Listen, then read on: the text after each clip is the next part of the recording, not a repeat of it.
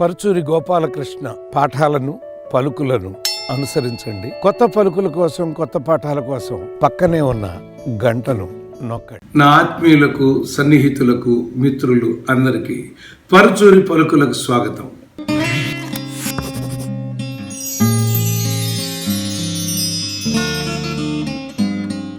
ఈ రోజున అక్కినేని నాగేశ్వరరావు గారి జ్ఞాపకం. మొన్న అన్నగారి గురించి మాట్లాడుతున్నప్పుడు గుండమ్మ కథ సినిమా చూశాను అని మీకు చెప్పాను. నిజంగా ఇద్దరు మహానటులు కలిస్తే ఎలా ఉంటుంది అనటానికి ఉదాహరణ ఆ చిత్రం అండి. ఇద్దరి పాత్రలు వాళ్ళ స్థాయి కాదు. అన్నగారు వేయాల్సిన పాత్ర కాదు, అక్కినేని గారు వేయాల్సిన పాత్ర కాదు, ఎస్వి రంగారావు వేయాల్సిన పాత్ర కాదు. ఒక గుండమ్మ పాత్రే పర్ఫెక్ట్ సూర్యకాంతం బాడీ లాంగ్వేజ్. కానీ ఒక్కసారి ఆ స్క్రీన్ నిండా చూస్తా అంటే ఎస్వి రంగారావు గారు, రాజనాల్ గారు, హేమలత, ఛాయాదేవి, సూర్యకాంతం, రామారావు గారు, నాగేశ్వరరావు గారు, హర్నాథరాజు గారు, ఎల్విజి లక్ష్మి గారు, అబ్బో అసలు ఎటువంటి వాళ్ళు అందరిలో జమున ధ్రువతారలాగా ఆవిడ ఉన్నారు.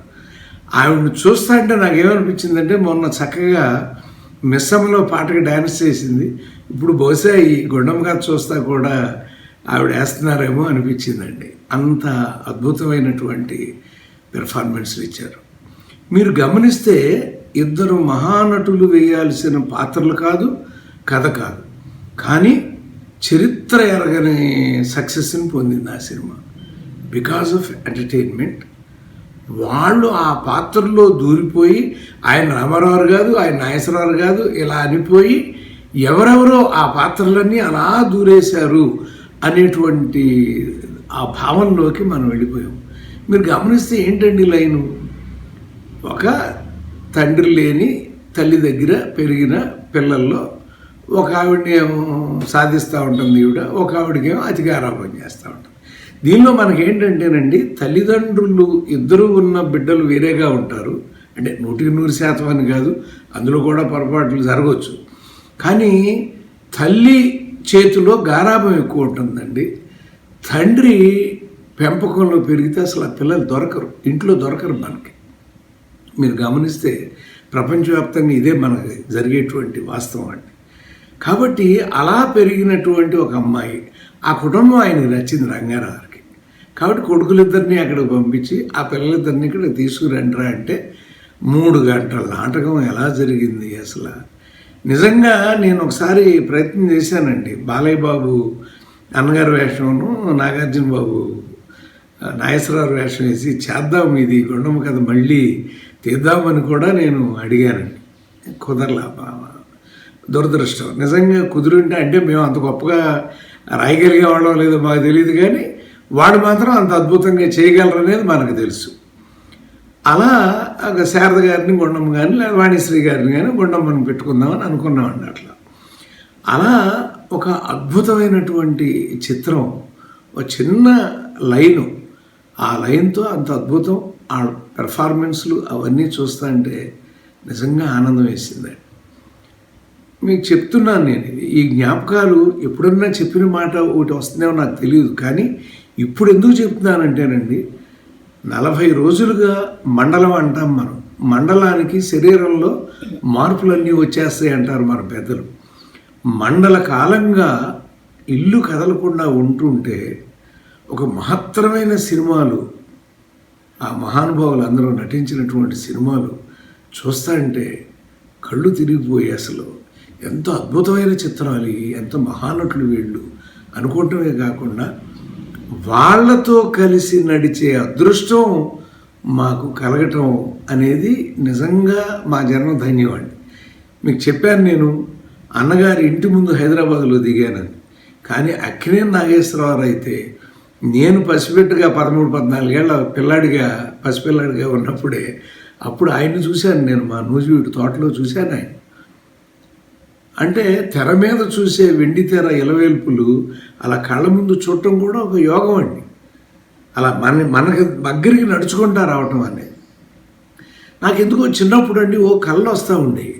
ఆ కళల్లో ఏదో సముద్రం ఒడ్డున నేను ఏదో ఏరుకుంటూ ఉన్నాను, డబ్బులు అనుకునేవాడిని నేను. అవి సముద్రం ఒడ్డున మద్రాసుకి చేరాము. మరి అంటే ఒక అద్భుతమైన ప్రిన్సిపల్గా రిటైర్ అయిపోవలసిన నేను మరి ఒక సినిమా జీవితంలోకి వచ్చి ఆ ఈప్స చంపుకోలేక ఇక్కడ తెలుగు విశ్వవిద్యాలయంలో పాఠాలు రెగ్యులర్గా ఇప్పటికి కూడా వెళ్ళి చెప్తాను. అంటే ఆ బోధన అనేది ఒక గొప్ప ఇది.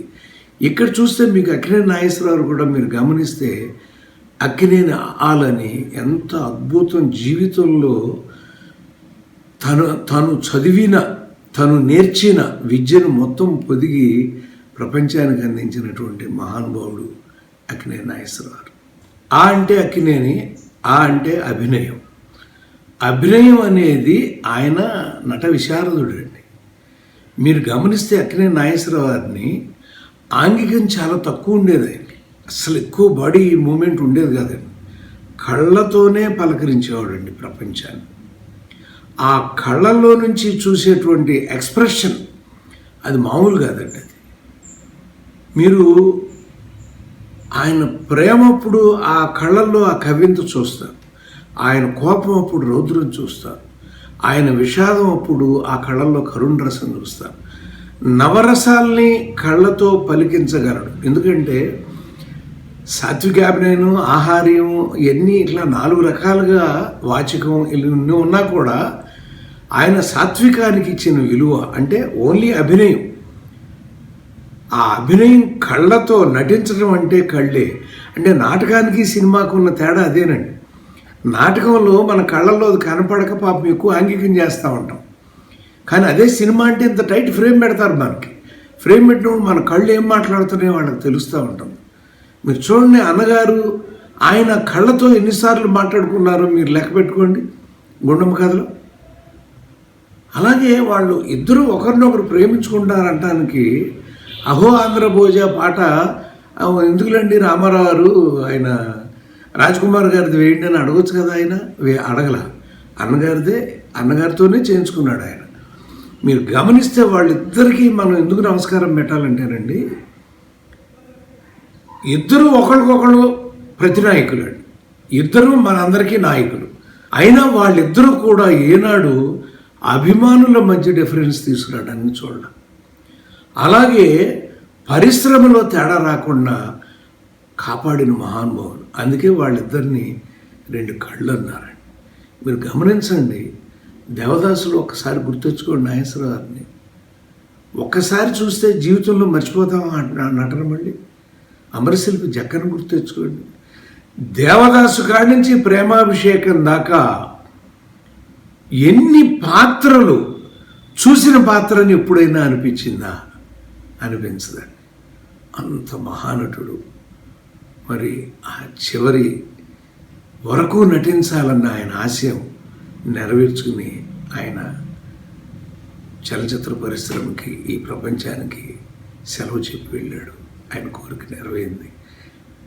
అన్నగారిని, ఆయన్ని ఇద్దరిని ఒక ఆశయంగా తీసుకుని మనందరం కూడా జీవితంలో వాళ్ళు ఎన్ని డక్కాముక్కీలు తిని వచ్చారు అనేది 1-2 సార్లు వాళ్ళ జీవితం చదువుకుంటూ, వాళ్ళ పుస్తకాలు చదువుకుంటూ, వాళ్ళ జీవిత చరిత్రలు చదువుకుంటూ, వాళ్ళు చెప్పిన ఇంత మాట అయినా అంత మాటలాగా భావిస్తా మనందరం ముందడుగు వేయాలని కోరుకుంటూ, నాగేశ్వరరావు, నేను మీ అభిమానిని కాకపోవచ్చు, కానీ మా నాన్న, మా అమ్మ, మా అన్నయ్యలు, మా అక్క అందరూ మీ అభిమానులే. మా ఇంట్లో 90% మీ అభిమానులు. కానీ మీరు మా ఇంటికి అభిమాని. ఎందుకంటే మా ఇంట్లో జరిగిన ఎన్నో శుభకార్యాలకు మీరు వచ్చి ఆశీర్వదించి వెళ్ళారు.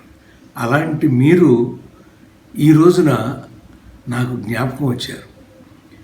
నేను అభిమానిని కాకపోవచ్చు కానండి, ఇండస్ట్రీలో దైవ సమానులుగా భావించే వ్యక్తుల్లో మీరు ఒకరే. అంచేత మీరు నాకు దైవ సమానులే. మీరు ఈ ప్రస్తుత తెలుగు జాతిని అన్నగారితో కలిసి ఆశీర్వదించమని కోరుకుంటూ, మరొకసారి మిమ్మల్ని తలుచుకోవటమే మా భాగ్యం, మీ సినిమాలు చూడటమే మా అదృష్టం అని తెలియజేస్తూ నమస్తే.